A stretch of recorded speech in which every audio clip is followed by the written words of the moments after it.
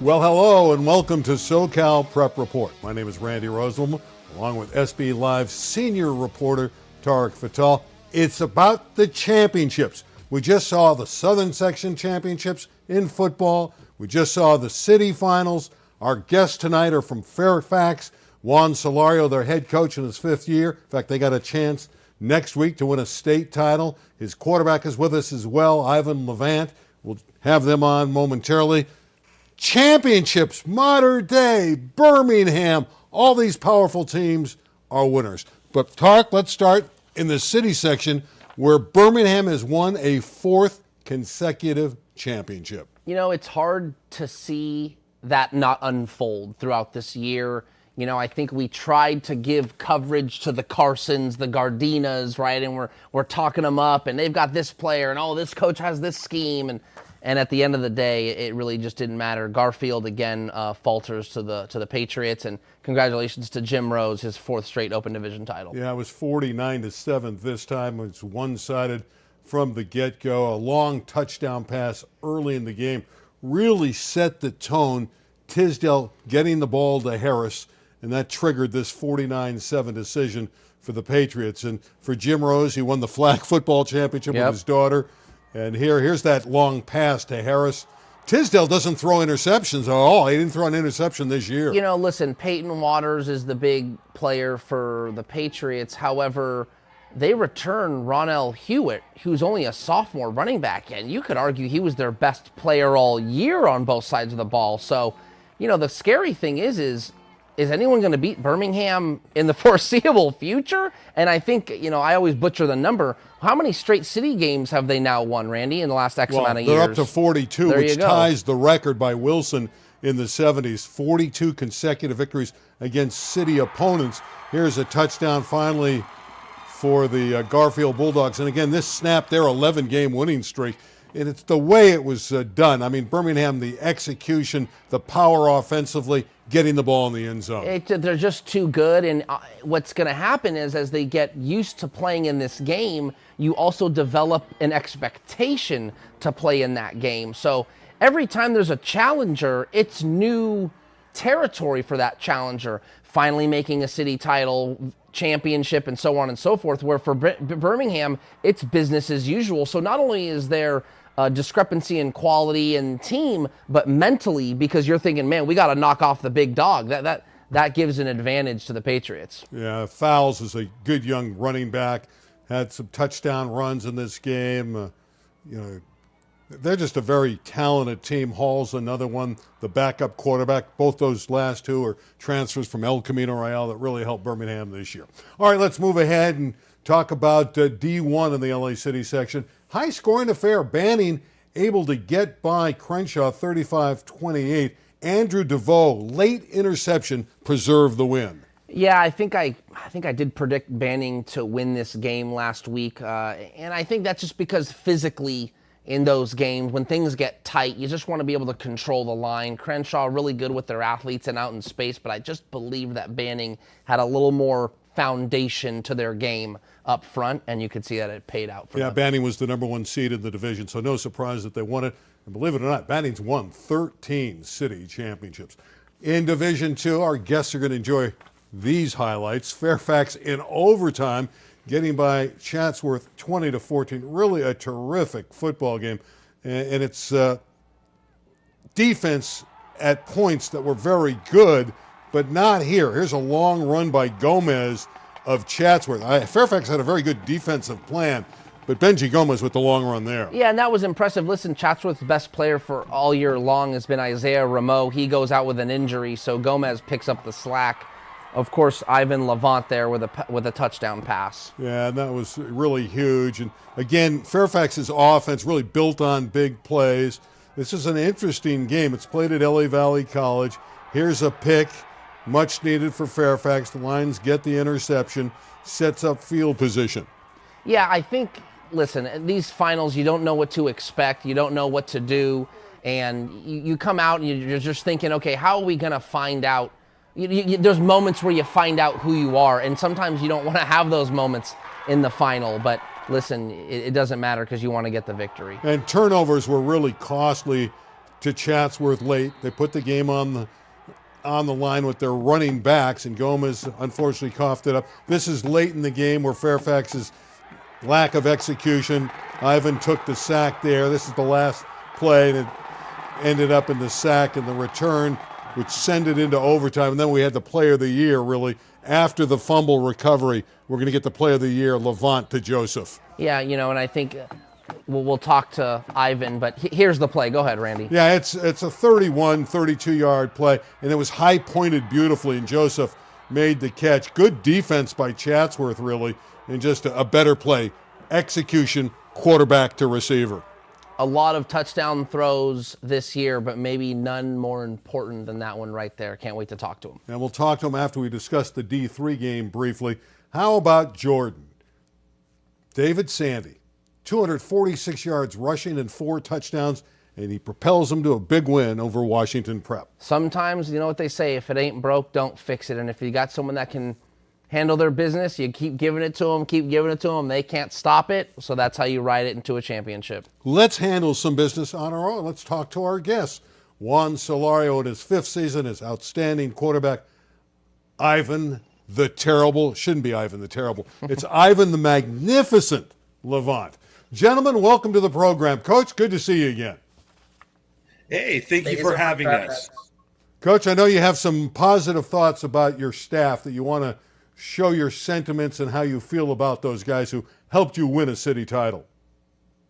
Absolutely, Randy. I couldn't go without name dropping these guys. They did a phenomenal job, and a couple other guys who supported our program throughout the year.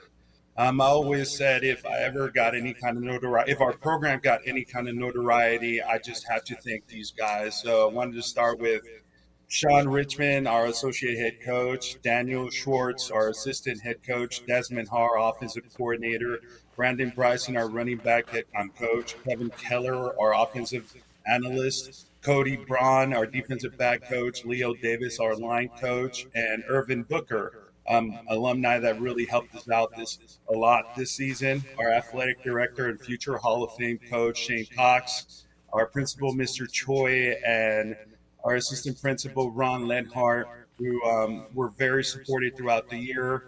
None of this would have happened without their support and their help. So thank you, Randy, for allowing me to name drop these guys. I'm very grateful for their support and help throughout the year. All right, let's go to Ivan. I got to ask you about that play. When you threw the football, and it had to be one of your great throws of your career in the overtime to Joseph, did you feel like it was going to be a touchdown when you let it go? Absolutely. Darvin's a very talented receiver. I'd say we have one of the most talented receiving corps in the city section. And between our guy and their guy, I definitely trusted ours. So, Ivan, my question for you is more so about getting back in the season. At what point was it a victory, a play, a practice, a week? Maybe it was during the bye week. Maybe you had a day off and you thought, you know what, this team has the recipe to win a city title. When did you realize a city title was achievable for this Fairfax team? I think it was, dating very early back. Me and my guys were getting off-season workouts every weekend at the beach, bright and early. I'd say during the season, it would definitely have to be this one practice during championship week. We stayed really late on a Tuesday. Very hard practice, a lot of sweat, blood, tears shed. But those are the kind of days where you look at your brothers, your teammates, and you realize, okay, yeah, we got this. Now, Juan Solorio was an offensive lineman. He played on a city championship team at Fairfax. Has been part of 4 title teams now, coaching and playing. But yet, you throw the football 80% of the time. You would think a lineman would want to run it. That's their mentality. Why is Juan Solorio's football team throwing the football 80% of the time? Because it's so much fun to watch. Okay, I like that. We're close to Hollywood, and we like to present a show, and it's entertaining. And we got the guys. Well, more importantly, it's finding what your team does well. If we had 10 linemen and 4 running backs, we would run the ball every down. But this year, we happen to have a very talented quarterback in Ivan and very talented receiving core. So it would be dumb of us to not go and try to throw the ball every down. Coach, you are one rare team in that you do not have to play in a regional bowl game. When the matchups got announced, it's like Fairfax, bye. Like, oh, that's an easy opponent. So you go straight to a state championship opportunity. Can you talk about what the approach is during this week off? Well, really, it's almost like 2 weeks per se. You get what I'm saying. How do you kind of bridge the gap between keeping things competitive and keeping those guys engaged? Well, we have this thing where it's a common theme that we share throughout our program and being locked in. And it's, trust me, we don't take this for granted. We know this is a very unique opportunity for us. So we really try to get healthy this week. We really hit the weight room. We did our conditioning, and we had a really good practice today. We know that it is an advantage to have a week off, but we're trying to simulate, game week as much as we can. I know it's a very unique opportunity to be able to watch a team that we're going to be facing in the state, and we don't take it for granted. Yeah, you're going to play either Portola or Ferndale, and they play this weekend. Before I let you go, Coach, and if Ivan, you want to comment on this as well, you have 40 players on your football team from 28 different countries, the United Nation of Fairfax. How in good name can you have 28 countries represented? It's wonderful. But how does that happen at Fairfax? It's a melting pot. It's a very unique place. Fairfax is a very unique place. You got to go to Fairfax and understand that. I mean, kind of know that. We have famous alumni. It is a predominantly Jewish neighborhood, and a lot of the kids in that neighborhood don't go to Fairfax, go to other schools. So more kids come from all over Los Angeles. It's an honor and privilege to be the head coach of such a diverse student body. And there are the flags representing the 28 countries, yeah. Yeah, this is a theme we had this year in one of our home games, which was Multicultural Day, and we had 28 different flags represented. Awesome. And it's a really unique situation and privilege to be a part of. Ivan, you're from the United States, right? I am. We have Jewish background as well as my mom's Russian Ukrainian.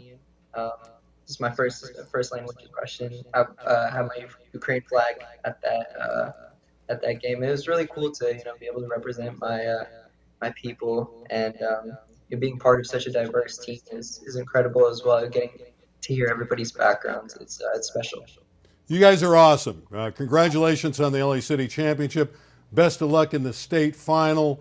You're there. You're the one team from the city section we know that's definitely going to a city and then the state championship.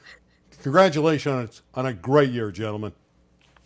Thank you. Thank you so much. Thank you, and thank you for having us again. Our pleasure. It's a great story. They get the bye. They were 2-3 in their league. End up having great success winning 10 football games and have a chance for an 11th. It's an easy program to root for, especially being from the city. And listen, everyone down here in Southern California, even the reporters, you're rooting for the SoCal team in the state championships, right? You want to make sure that the SoCal football is better than the NorCal football. So good luck to the Lions. It's a special day, not because Fairfax is going to the state championship next week, because it's Tarek Fatal's birthday. So he didn't know that I was going to mention this on the air, but I want to make sure we got the guests in. Here we go. So here we come. Larry Zavala, our producer, a little dessert item. I will not be eating that on air. Yeah, but I will take it home, that's for sure. It looks pretty good, doesn't it? Our producer Gio's like, nope, it's staying here with me. Yeah. And you are, what, 27? 27 today, man. Yeah, you'll take that, won't you? Yeah. No, 34. A young 34. Now, and it's a Thursday, the same day Isla was born. Yeah, ironically, this year it is. That's so funny, yeah. Now, your daughter's 3.5 months. We That's count right. everything with Isla. Yeah, that's right. Congratulations that's right. on the birthday. Yeah, hey, good day today. We surprised you with this, Yeah, didn't we? hey, I wasn't going to say anything. 34 is kind of like a ho-hummer, but thank you, everybody, for wishing me happy birthday. 35 is not ho-hum. Yeah, That's middle of the road right there, baby. Yeah. All right, let's speak about the Southern Section Championships. We'll start D1. They don't have an open division in the CIF Southern Section. It's just D1 and down. Yep. And Mater Dei 35-7. Bosco beat them the first time 28-0.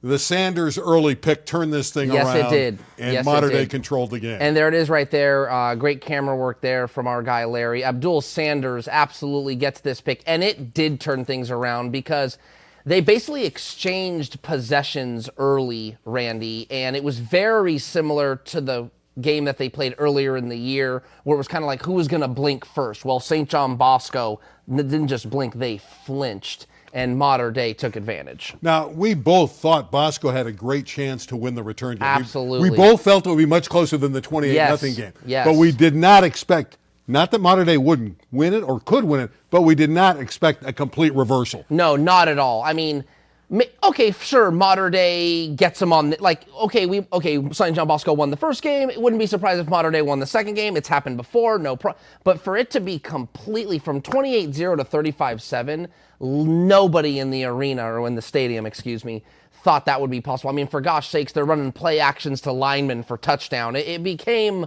a little bit of a rout, that's for sure. What's amazing is they end up scoring the same points against each other. Correct. 28-point difference. Yeah. So they both scored 35 points in the two games.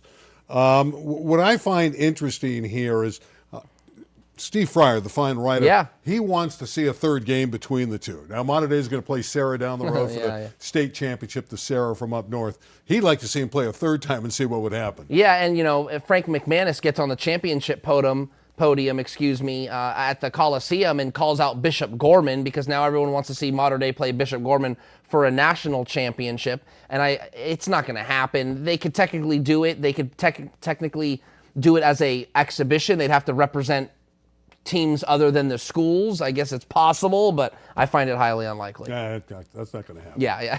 Plus, Gorman would be favored, by the way. Oh, for sure. All right, Mission Viejo was favored in D2, and they won it. Great run by Mission Viejo here, 34-15. Their quarterback, Luke Fahey, throws 3 touchdown passes. He has a great wide receiver in Vance Spafford, who caught 2 of those scores. Yeah, and I believe he ended up with 22 touchdown receptions this year. I have the number. I can find it here. Spafford had a great year, and he's only a sophomore. So Mission Viejo is good for a good time coming, at least their offense is. And Jaden Williams, a defensive lineman, is one of the best sack getters in Southern California. So Mission Viejo, the Diablos, I expect them to be a Division I team next year. You're right, 22 touchdowns. Just looked it up. Good job. Thanks. It's impressive. Off the top of the head. Yeah, it's good. Yeah, 34, going strong. Yeah, give it another year. Wait until you get to 35. Okay. Division III, St. Bonaventure, 34-31. Warren actually had a Hail Mary at the end of the game that could have won it. Bears falls short. Bonaventure wins it. Yeah, a field goal was the difference in this, obviously the 3 points, but it was actually a field goal made in the last minute. So that, St. Bonaventure wins on a last-minute field goal, and Coach Joey Ganeshi gets the program's first CIF title since 2008, if I'm not mistaken. And that's a program, I want to say, they're double digits in CIF titles. Do you have the number? It's like 11 or like 13 CIF championships. For a long but it's time. been a while since they've gotten one, so they get one back in Ventura County. Lucerna, Division IV over Corona Del Mar. Another outstanding game here. High scoring as well. 49-29. Owen Long, 4 rushing touchdowns. Lucerna is one of those programs where they went out and scheduled a very, very tough schedule, and they are now, the dividends are paying off for going and testing their skills, and here they are with CIF champions. D5, we loved Newberry Park all year. They scored a lot of points, but their defense was suspect, and it cost them in this game against Orange Vista. We both thought there could be 100 points scored. Smigel threw for nearly 400 yards and 3 touchdowns, finished with 52 touchdowns this year, but they couldn't slow down Orange Vista. Yeah, Orange Vista is too much, and Newberry Park, I think at the end of the day, really, really great season. Shane Rosenthal comes back. Quarterback Brady Smigel comes back. They're going to be just fine. This is a great story. We both like Jim Benkert. We had him on our show last week. His Simi Valley team trailed in this championship game, another high-scoring game, 21-0, and they rally back for victory. Well, not only did they rally and it went into overtime, I don't know if you saw, but there was an outage. The stadium, the lights went out for like 15 minutes, and they still were able to come back and win the game. Tarek, where were you when the lights went out? I kind of don't remember where I was on what day. The days all blend together, but... listen, Simi Valley winning a championship, that I can't think of off the top of my head what that is, but that's a program that's never won a CIF title, and I think they only have one league championship in their program's history. In comes Jim Benkert, wins his 6th CIF title in his coaching career, gets one for the Pioneers. Pretty remarkable. 6th title in Division 6. Mayfair 31, El Dorado 28. We knew this would be tight coming in. Yeah, that's a toss-up game. Division 7's a really, really nice division for both those programs, and congratulations to the Monsoons. Harupa Hills, 21. Charter Oak, 14. Michael Efren picked up a fumble and returned it for a touchdown, 31 yards. That ended up being the difference in the game. Yeah, I believe both these teams came in with 500 records or less, and I have a stat for that later when we get through these. But listen, Charter Oak was a team that came in 2-8. And again, that was another team similar to Lucerna, where they played a tough schedule, and because of their schedule rating, it got them into the playoffs. Rio Hondo Prep 29, Santa Monica 27. This was a back-and-forth game in D9, and it was Rio Hondo Prep with all their basketball players winning it. Well, Rio Hondo Prep, this is not a typo, only has 66 boys in the whole school. Okay, and they won a CIF championship. I mean, that is pretty remarkable. Congratulations to Rio Hondo Prep. And I'll go through these scores through D10 to D14. We got some other business. Torrance over West Covina, 23-7. Pretty commanding victory there and convincing. Ramona in Division 11 over Riverside Poly, 38-17. Again, I started my broadcast career with some of the Yucca Valley games, so this one hurt as my Trojans fell. Cerritos 19-13 in D12. D13, St. Monica over Walnut by a touchdown. And Bell Gardens over Linwood 27-14. The note there, Linwood 2 years in a row reaches the championship game and falls short. Quick stat that just kind of goes towards this playoff system. 28 finalists in CIF championships. 12 of them entered the playoffs, 500 team or less, and 6 of them won CIF championships, one team being under 500. So it just goes to show you a lot of not so great teams getting knocked down in different divisions and making a run. Also, the motto is, if you start slowly, don't give up. Keep working at it. You got a chance one way to look at it, I guess. Title. You got to be optimistic. Okay. All right, some regional bowl matchups. We'll start this weekend. D1, Granite Hills at Mission Viejo. This Granite Hills team from San Diego is big, strong, physical, and I'm not sure they're not the favorite here. Yeah, it's gonna be a really good game, and I think listen. Listen, I know Mission Viejo is relatively close to San Diego, Granite Hills, so it's not going to be like this crazy travel game. It'll be, I wouldn't call it a neighborhood game, but it'll be a fun game with a good crowd. D1A, here's St. Bonaventure with that great tradition, playing St. Augustine. This is not going to be easy again. Another strong team from the San Diego area, 11-3, 10-4. And again, for St. Bonaventure, this is a long travel situation. Yes, it is. And that's an absolute toss-up. Anyone could win that game. That's why these bowl games can be kind of fun, especially when you're going down to San Diego. Not a bad game. I know you like Orange Vista. You think they have a good football team. But they'll be challenged because they get Lucerna in the bowl game. Yeah, that'll be a really fun game. And I'll be there Friday night. That's at California High in Whittier. Looking forward to covering that game. Simi Valley at Central Valley Christian. Of course, again, we just talked about Jim Penkert's team getting there. A lot of losses, 5 losses, but he's brought his team, a young team, down the stretch, and they've finished strong, and they'll get challenged, obviously, in this game as they have to go to Visalia. Yeah, not an easy drive. I want to say it's at least 3 or 4 hours away. So, road trip, get out there early, get the legs loose, and play a football game. All right, then there's Birmingham at Del Norte. Again, Birmingham has been dominant against city section teams, but when they step out, it has not been as easy. It's going to be interesting to see how Jim Rose's team does here. If I'm not mistaken, Birmingham is 0-4 in regional bowl games. I don't even think they've gotten to a state final. I could be wrong on that, but I'm pretty sure. All right, now I'm going to go over some of these other matchups briefly. Mount Miguel versus Mayfair. There are the records there, 12-1 against 11-3. Matilda Torres against Harupa Hills. Forget it. We don't know anything about those teams. That's just be the real truth. honest. That's just the truth. Okay, then we got Rio Hondo Prep and Mission Oak. Again, Mission Oak's record not as strong, but that's going to be an interesting game. Last ad on the Rio Hondo Prep because the story's so good. They've had to continue to cancel their boys' basketball games because all the football players are on the basketball team. Here's a Southern California matchup with Ramona at Torrance. Yeah, don't know much about those teams if I'm being honest, but listen, these are programs that aren't known for winning CIF championships. So the fact that they're here playing for a chance to win a state title, pretty cool. And again, we got a city section school matched up against La Jolla Country Day from San Diego Banning. La Jolla Country Day has great tradition in all sports. Banning has been a city power for many, many years. I think it's going to be a toss-up. I'm not too sure if either team has a real edge there. That'll actually be a really fun game. I will keep an eye on that game on Saturday. Wasco versus Cerritos.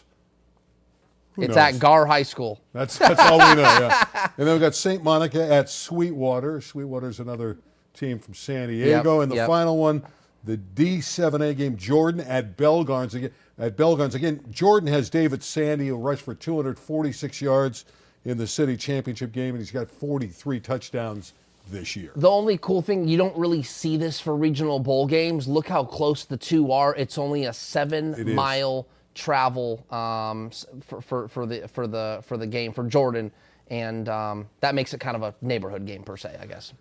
Quick thought on some basketball before we say goodnight. Crespi off to a 7-0 record in Encino under Derek Fisher. Yeah, I think it's actually really impressive. A lot of people thought, okay, Derek Fisher doesn't know what he's getting himself into. There could be a learning curve here. You're thinking, oh, he's coaching the pros. But when you come down to high school, it's not so much about the prowess, your basketball prowess. It's understanding that these guys are 16, 17 years old, and they deal with homework and girlfriends and prom, and it's hard to get them to focus on basketball because they're teenagers. So 7-0 starts really impressive. They won the Providence tournament. Joe Sterling and Peyton White are playing really, really well. Yeah, and Sterling had 30 the other night when they won their 7th straight game.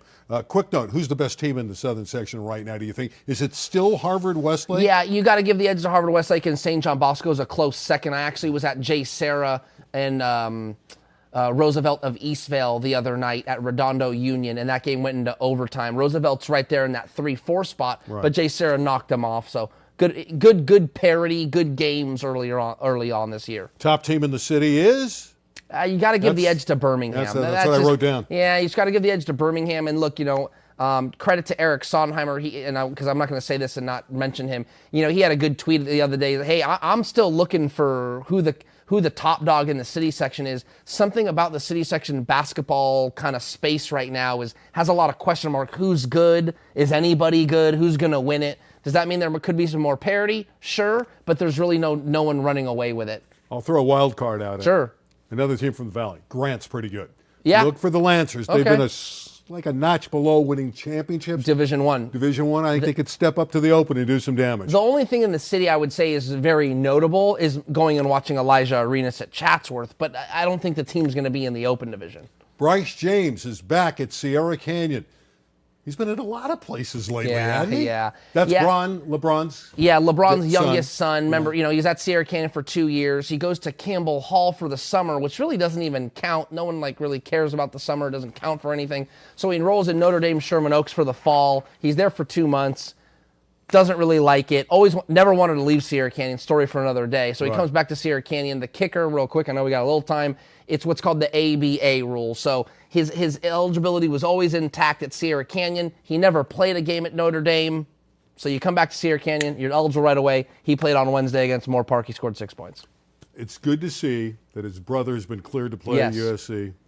Bronny James, we wish him the well. He had the heart issue, and he is back on the court, practicing, and hopefully in a couple weeks Bronny James will be playing at USC, another Sierra Canyon kid. Yeah, course. that would be awesome. I'm not saying I've been pessimistic or questioned it. I just always felt like, man, what a crazy injury to go into cardiac arrest and basically is almost die and then be able to come back to the basketball court. Tremendous story, rooting for him.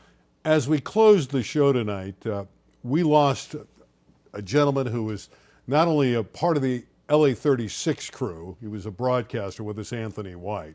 He was the Santa Ana College football coach, lost his battle to cancer, 42 years young, and it hurts. Not only, you say this all the time when people pass away, they were a good guy.